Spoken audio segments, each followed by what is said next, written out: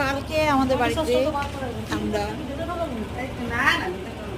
Egg roll বানিয়েছিলাম, দারুণ test হয়েছিল।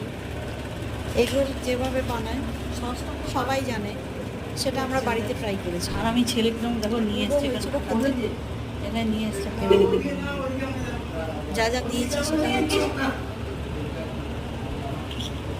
টেস্টটা তো সবাই জানে, সেটা আলাদা করে বলার কিছু নেই।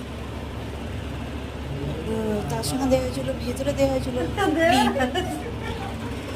শসা, পেঁয়াজ, তোমার লজ্জা করে না, তুমি বলছো টমেটো সস, চিলি সস আর ব্ল্যাক পেপার মানে গোলমরিচের গুঁড়ো, আর তেলে, সাদা তেলে ভাজা হয়েছিল।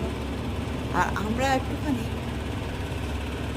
যেহেতু আমরা সবাই আজকাল গোলমরিচের স্বাস্থ্য গোলমরিচ সচেতন, তাই জন্য আমরা ময়দার না করে আটা দিয়ে করেছিলাম। মানে বেসটা আমরা ময়দা দিয়ে না করে আটার বেস করেছিলাম, মানে রুটি করে বলতে পারেন, রুটির ওপরে গোলমরিচটা সেটাকে তেলে ভেজে, রুটিটাকে তেলে ভেজে করা হয়েছিল। টেস্ট কিন্তু একদম একরকম এসছে। ময়দা দিয়েই যে সবসময় খেলে হবে, ভালো হবে তা নয়, কিন্তু ভালো কিন্তু হয়, চেষ্টা করে দেখতে হয়। সেই জন্য আমরা সেই চেষ্টাটা করেছি। বোনকে আর পিসিকে দেবে, বসিয়ে দিয়ে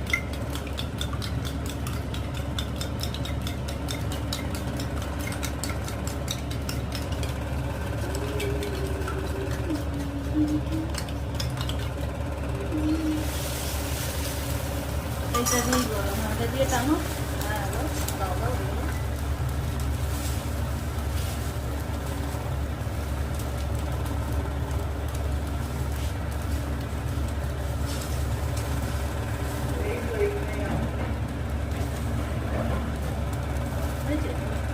হলো বড়, হলো বড়।